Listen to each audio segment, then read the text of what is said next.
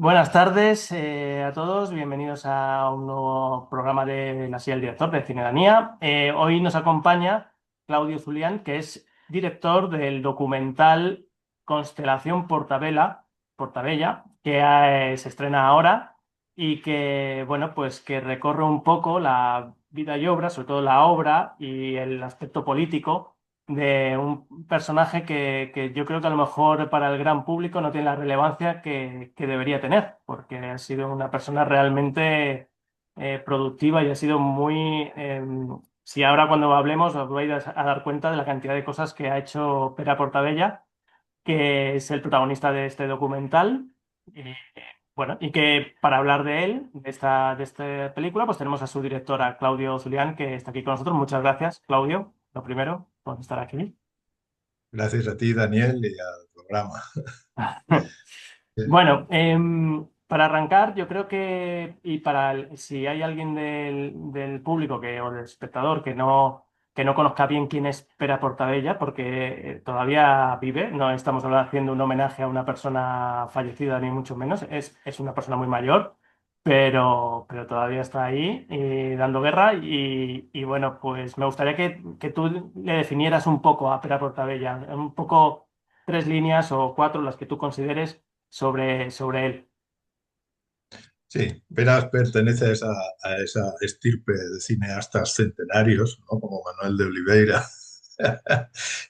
Y allí está. El año que viene empiezan los festejos de su centenario, de hecho.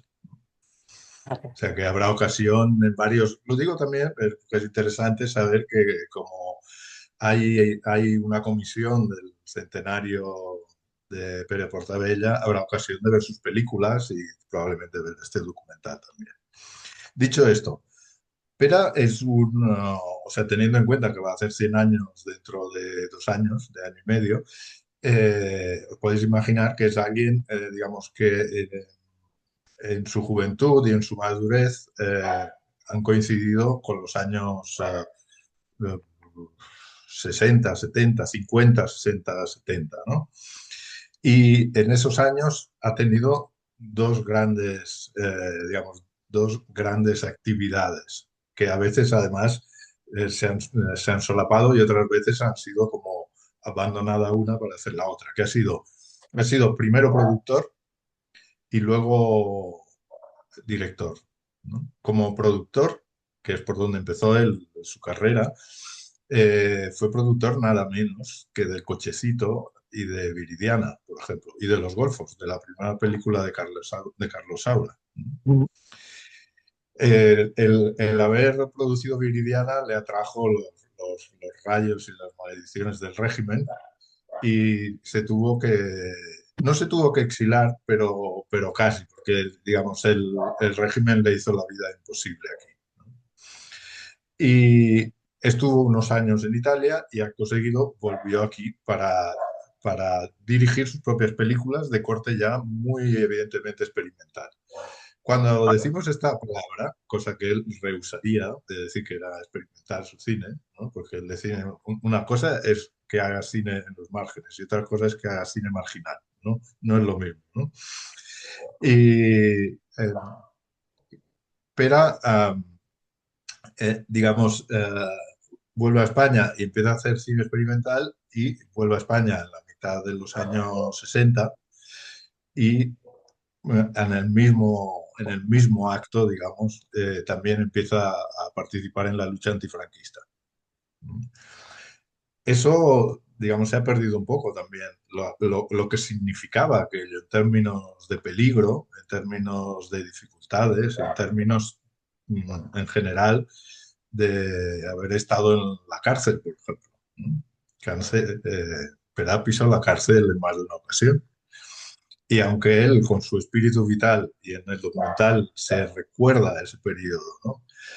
Eh, en- Se recuerda ese periodo. Perdona un momento, porque no soporto que aúllen los perros mientras yo estoy hablando.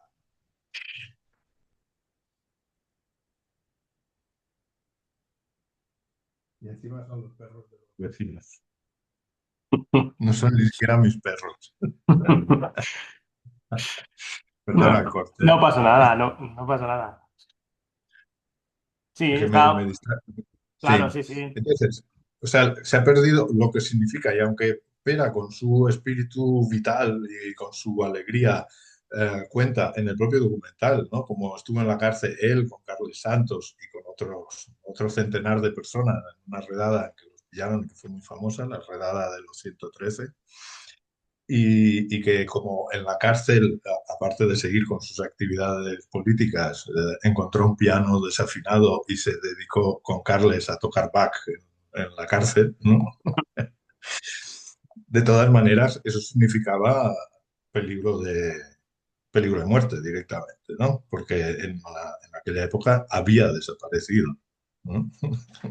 Como los ha habido en Latinoamérica, ¿no? Y como los hay en Israel.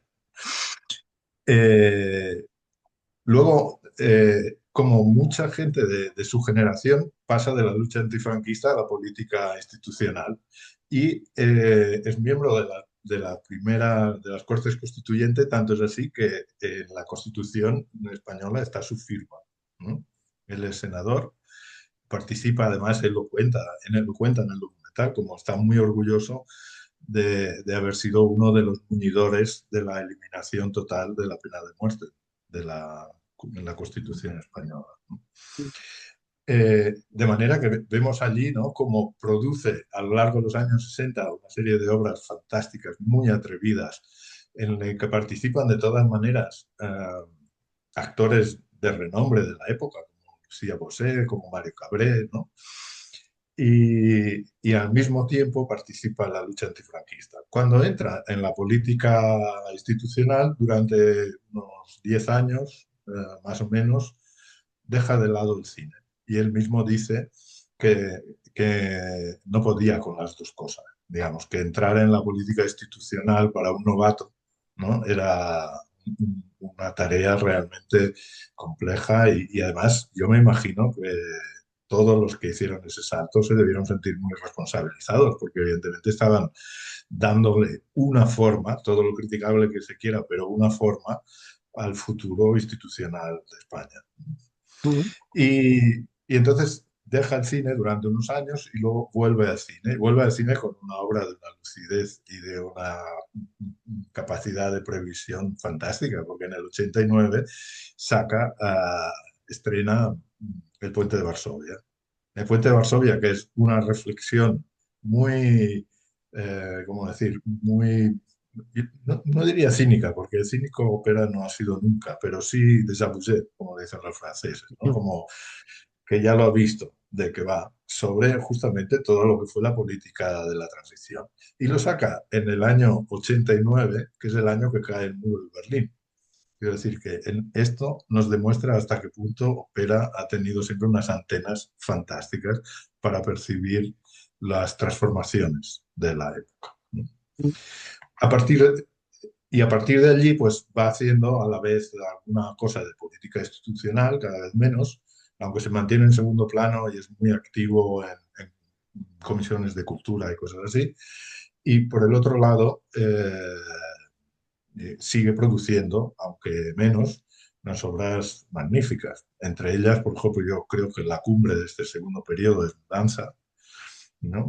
Una especie de vídeo, yo no sé, no sabría cómo definirlo. Al comienzo está pensada como una videoinstalación, pues una película performática sobre la casa de García Lorca, pero también es el periodo en el que hace el silencio antes de Bach, pieza maravillosa que de alguna manera culmina esa amistad y esa complicidad que tiene con Carlos Santos a lo largo de toda su carrera y que también hace sitio a la importancia que tiene la música. Y luego hace el segundo informe general, quiero decir, en plena efervescencia de post-11M, ¿no?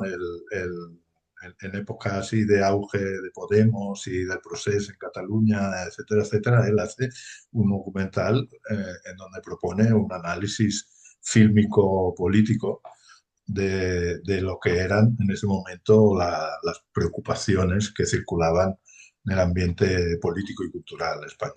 De manera que vemos que yo creo que es un personaje absolutamente ejemplar por su compromiso tanto en lo político como en lo cultural a lo largo de toda su vida.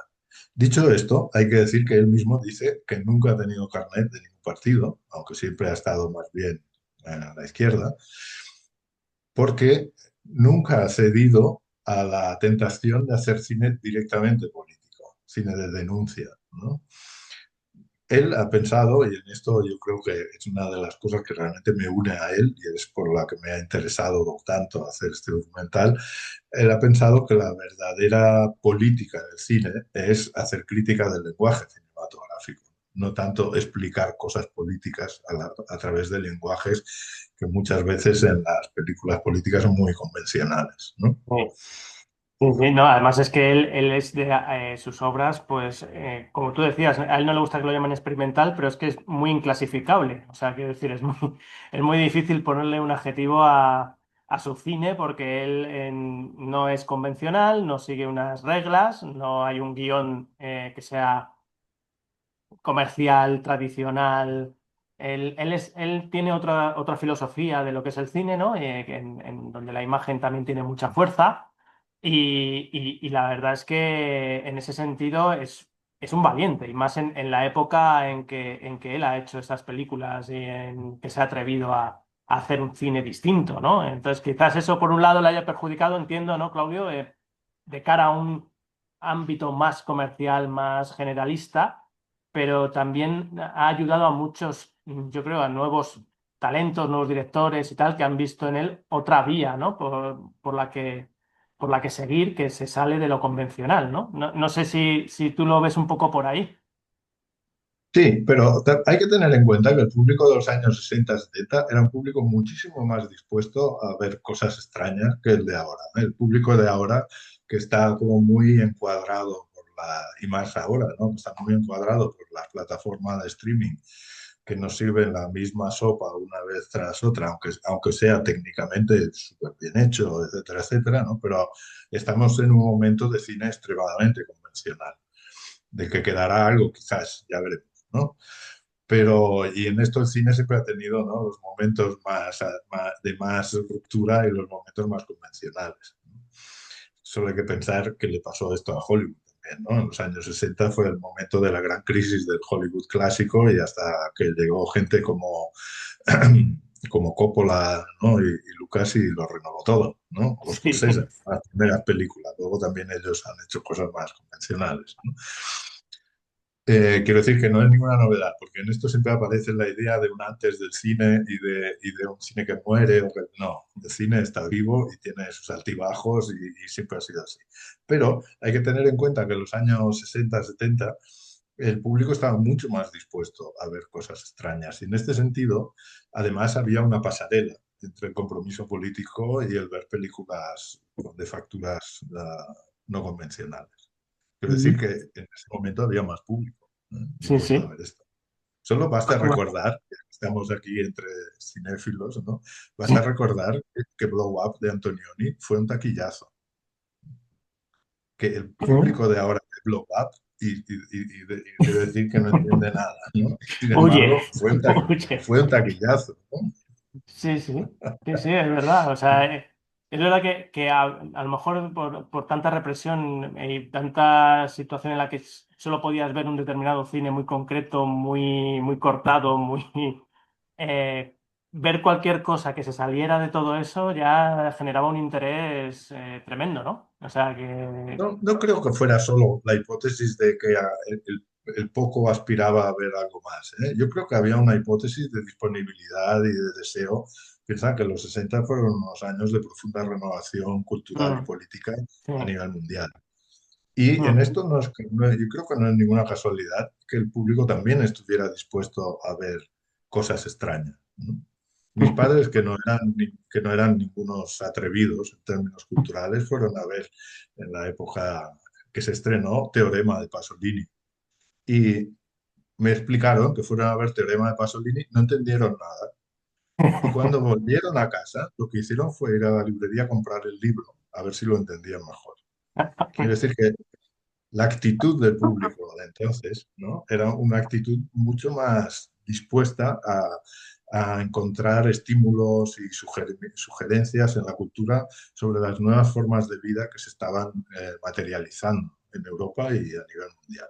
En Mm. España, además, era una época fuerte de lucha política, por lo tanto, no solo había una pasarela entre lo que sentía la gente de esa época en general en el mundo y la cultura, y en concreto la cultura cinematográfica más atrevida, sino que además había una pasarela entre todo ese sentimiento muy difuso de hartazgo del régimen y de oposición a la dictadura y el hecho de que estas formas se encarnaban de esa manera, ¿no?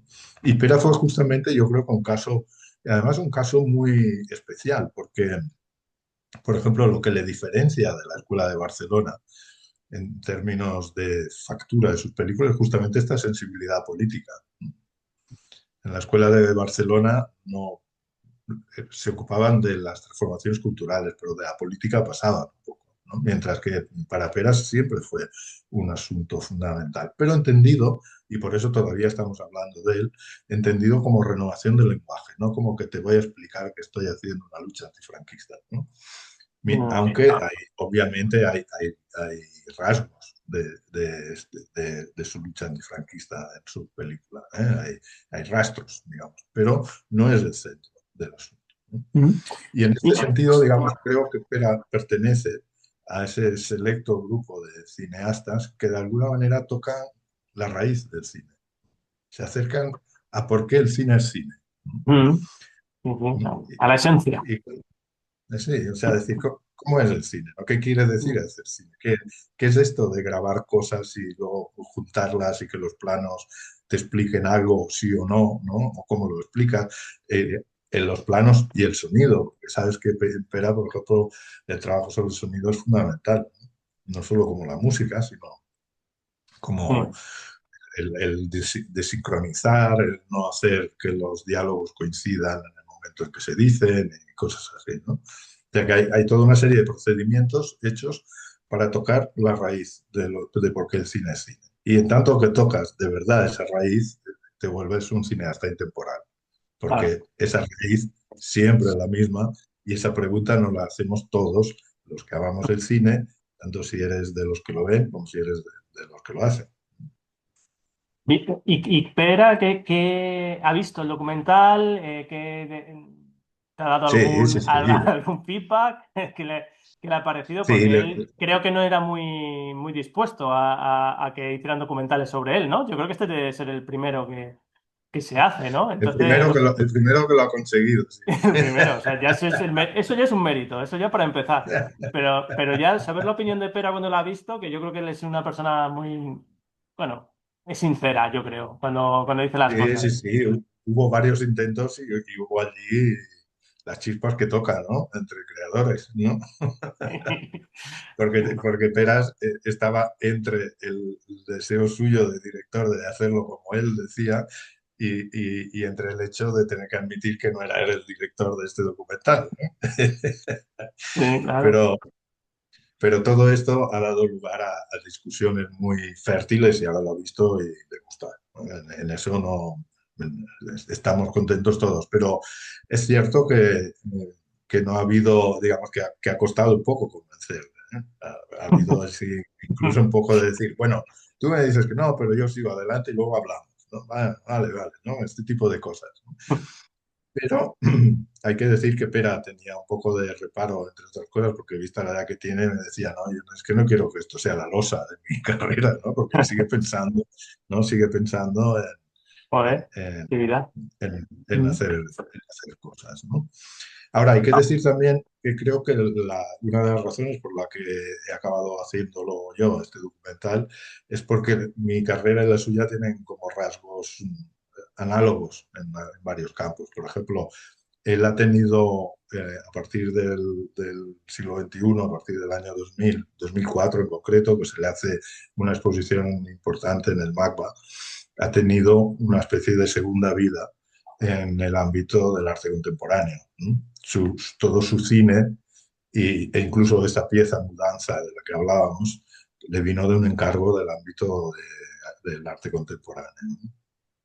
Y yo también tengo una pata en el cine, en el documental y en la ficción, y también una pata en la producción de, de videoarte, digamos, ¿no? También su interés por la especulación y mi interés por la especulación permitían diálogos así multidimensionales, digamos, ¿no? Y así. Había algo de un entendernos debido justamente a que yo no era un periodista, ni era un crítico de cine, ni, ¿sabes? No era una figura que se habría supuesto detrás de un proyecto de documental sobre él, sino era una persona con la que él dialogaba. Y además tengo que decir que Pera siempre ha sido muy generoso conmigo, porque no solo yo le he ido enseñando mis proyectos, le conocí en ocasión del Premio Ciudad de Barcelona que me dieron para A través del Carmel, que él estaba en el jurado y quiso conocerme y tomar un café conmigo, etcétera, ¿no? Y a partir de allí hubo un entendimiento que se prolongó durante todo, digamos, en los últimos años y que suponía que yo le enseñaba lo que iba haciendo y que incluso él me ayudó en términos de producción a acabar tanto por mi película de ficción como, y ya incluso entrando en la producción con Film 59, No nacimos refugiados. Quiero decir que había allí una larga amistad y además cimentada en hechos muy concretos del cine. Pues bueno, la verdad es que el tiempo se nos ha comido, pero vamos, ha sido un repaso fenomenal. Además, resumido al documental, que además es que yo animo a verlo, porque me parece que más allá de la historia de Pere Portabella, hay que ver esas imágenes, hay que ver esos testimonios que son muy interesantes de críticos, de personas del arte, de historiadores, que la verdad es que alimentan y generan un debate muy interesante sobre Pere Portabella. Y bueno, yo creo que, Claudio, para cerrar, no sé si podemos decir algo, qué es lo que te gustaría que se quedara el espectador finalmente cuando ve este documental, ¿no? ¿Cuál es el objetivo final un poco si es que lo tiene? A lo mejor es simplemente que cada uno se lleve su impresión, ¿no? Bueno, el objetivo es conocer la obra de Pera, pero yo me había puesto dos objetivos y que además los feedbacks me han como confirmado que parece ser que lo estoy consiguiendo, que eran dos sobre todo, ¿no? Uno era eh, que esta película le hablara a los jóvenes, o sea, huir como de la peste de la idea de hacer un documental geográfico. Mi trabajo ha sido como un trabajo de contrabandista, de coger esa experiencia estupenda, maravillosa, interesantísima de hace ya 60, 70 años y luego las más recientes de hace menos, de hace 10 años o así, y hacer el pase a la gente más joven. La gente más joven ha sido el objetivo de este documental. De manera que ya lo habrás visto, ¿no? Que la sintaxis, la velocidad de las, ¿no? Todo está pensado para conectar con un público joven. No es un documental melancólico. Tratándose de Pera es como imposible porque la melancolía no es un rasgo de Pera, ni mío, ¿no? De manera que es un documental orientado a los jóvenes. Y el segundo me lo han dicho así espontáneamente y pensé, bien, lo he conseguido. Sales de este documental con ganas de hacer cine. Eso me parece fenomenal, vamos, o sea, mejor definido, imposible. O sea, que no, nos quedamos con esos últimos comentarios. Esperemos que vaya la gente a verla en la medida de lo posible, en el estreno que tenga ahora, que sea ahora en el día 24, si no me equivoco. Tendrá Sí, el día un 24 y estreno. luego Claro. se verá también, o sea, empezamos por Barcelona y Madrid, pero también se verá en Girona, se verá en Oviedo y luego ya sabes cómo es la vida de los documentales, que es capilar, ¿no? Funciona Bueno. por osmosis. Sí, pero luego se te queda mucho, ¿eh? En los documentales que son interesantes, que te invitan a cosas, luego se te quedan ahí. Son de esos que recuerdas, ¿no? Hay otras películas que se olvidan muy rápido, lamentablemente. O sea Eso es todo. que, sí, Claudio, muchísimas gracias, por este rato con nosotros y Gracias a ti, muchísima Daniel. suerte con este Gracias. documental Ha de sido Pera. un Vale, placer. un Chao. placer. Chao.